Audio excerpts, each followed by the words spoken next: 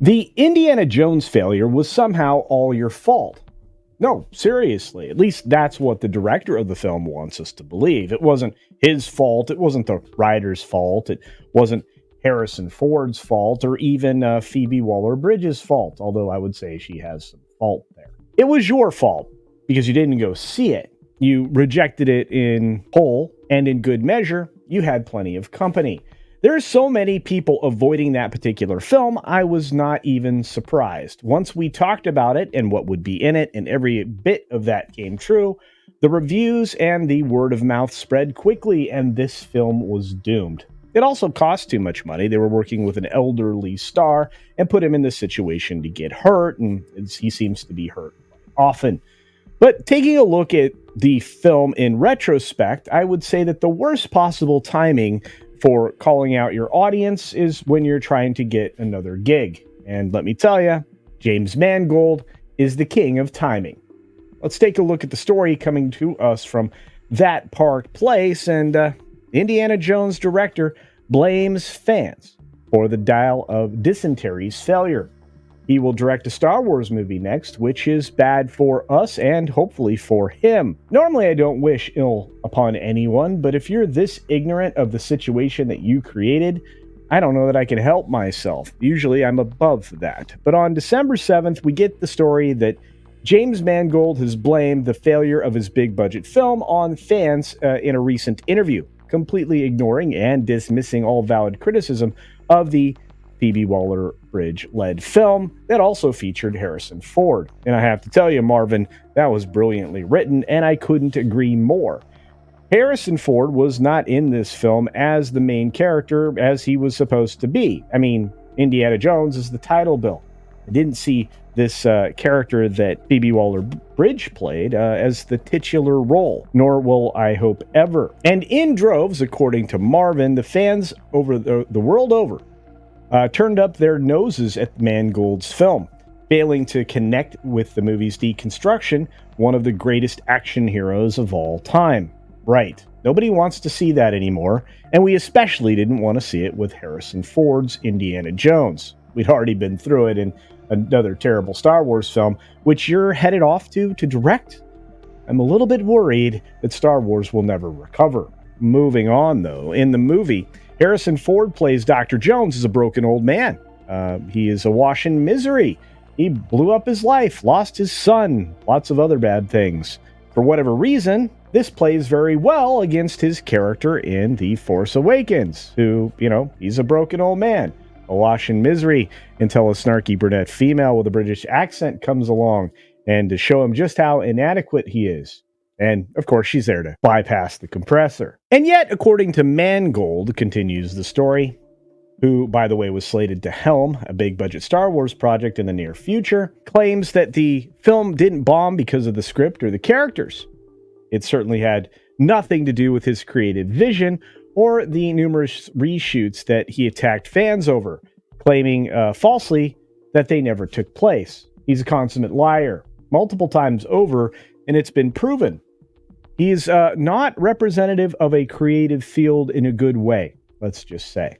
Mangold places the blame on you, where it belongs, with the paying customers and the audience of Indiana Jones. The fans, like me, who've carried this property forward for a long time, even through a terrible almost fourth film that we got, The Crystal Skull, which, of course, I try to erase from my headcanon, because I don't want anything to do with that one. To tell you the truth, I don't think anybody does. To quote the man himself, he says, "You have a wonderful, brilliant actor who's in his 80s, so I'm making a movie about a guy that's in his 80s. But his audience, on one other level, doesn't want to confront their hero at that age. I don't think that was the problem." And I am like, I'm good with it. We made the movie.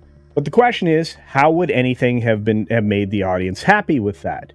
Other than having to start over again with a new guy. No, you just don't mistreat the older actor. We've seen examples of this where older actors act well into their 80s and 90s, do just fine, and they're never taken apart like you did with this character, which is all you did, deconstruct. You kind of did the same thing in the last X-Men film you were involved in. You probably saw that one, Logan. And again, with that, it worked. Old man Logan breaking down, sacrificing, etc., etc. That's not what this film was supposed to be about. And even as Indy tried to sacrifice himself, well, that was taken away from him also. Continuing. And then here come lifelong heroes from my childhood into my life going, we have something for you to work on. It was a joyous experience. I doubt it. But it hurt in the sense that I really love Harrison. I wanted audience to love him as he was and to accept that that's part of what the movie has to say, that things come to an end. That's part of life. James Mangold answering that question on why the film failed. But that's the audience's fault, not his creative vision. Well, I'm going to tell you, it's 100% your creative vision, Mr. Mangold, and you're a liar. And, well, a thief of childhood, to be fair. And Marvin draws the right conclusion here. You see, apparently fans were unhappy because Indiana Jones was old, and people didn't want to see old people or something. Exactly. Guess what? It doesn't matter that he's old, he's still cool, he still figures out a way out of dangerous situations. And he does it creatively and with style, maybe not with as much physical prowess as he had. I mean, it's not a problem when actors get older. It's a problem when you don't know how to work around the actor's age. You can see a man aging, but you don't have to tear him down or apart and insert a woman into the leadership role, which is exactly what you did. And as an aging person myself, although not that old, come on now, I'm still a fairly athletic guy, many people embrace their life as seniors. They work through it. They keep their bodies in good shape. They eat well. They take care of themselves. They remain productive members of society, as Marvin points out here, who appreciate their lives without intervention of a stunning and brave, snarky British brunette. And of course, we all know who that self-insert is in every single Lucasfilm film, don't we? Catastrophically, and due to many reshoots and, of course, an accident on the set to Harrison Ford, the budget for Indiana Jones and the Dial of Destiny reportedly ballooned to a massive $387.2 million after the aforementioned reshoots that Mangold claimed never happened, which we absolutely know they did because you can see it in the Companies House financial claims report, which I don't think we have seen the last of yet, and probably won't until they close out the LLC itself. And the film performed dismally. This was a bad movie, dude. It made $383.9 million. And of course, that sounds like a huge number, but when you compare it to the budget, it's fairly dismal. It's very bad. And it's probably something that no other entertainment company on this planet could absorb. At the end of the day, and after ads and print, I can't imagine they'd be able to pocket more than over $100 million of those dollars, leaving them in a pretty deep hole after it was all said and done. I would not be able to believe that they didn't lose any less than $300 million on this movie.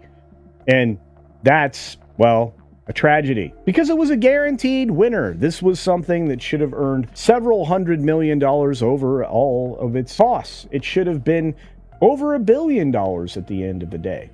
And now it's just another black mark on what used to be an incredible film franchise. Oh, and don't forget the toy line, which absolutely didn't sell either. And as I mentioned right at the beginning, ironically, this man is getting another shot at a Lucasfilm property in Star Wars. Why? I have no earthly idea. Will it be good? Probably not. Is this guy over because he's just chowed down on the message so much that he can't see beyond his own myopic visions and ideology? Probably. Will this guy end up following me on X? Probably not. And when I reflect upon it, would I want him there? No. So, James Mangold, do whatever you do to whatever properties we love and grew up with as children, and just know we'll be set to make your next film even worse off than the last. Enjoy! Of course, at the end of the day, it's up to you and I. So I ask you, double check that you still are subscribed to the channel. And if not, let this be the time you hit that red button, turn it to gray, take advantage of my free subscription. It costs you nothing, and you get entertainment every day of the week in forms of videos and live streams, because I do basically everything every day. And while you're down there double checking, be sure to comment on the video. Let me know what you think. Is Mangold in big trouble? Does he have a future? Well, in the eyes of fans in Hollywood. Of course, he does with all of the studios, because they're all chowing down on the message as well.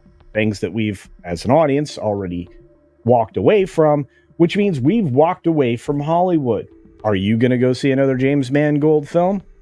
Do you think Mangold could do good with Star Wars? Do you think he will? What are the chances we ever get Star Wars back to normal? Good questions all. Again, let me know your thoughts in the comments section below. As always, be sure to take care of yourself, take care of others, and until next time, see ya!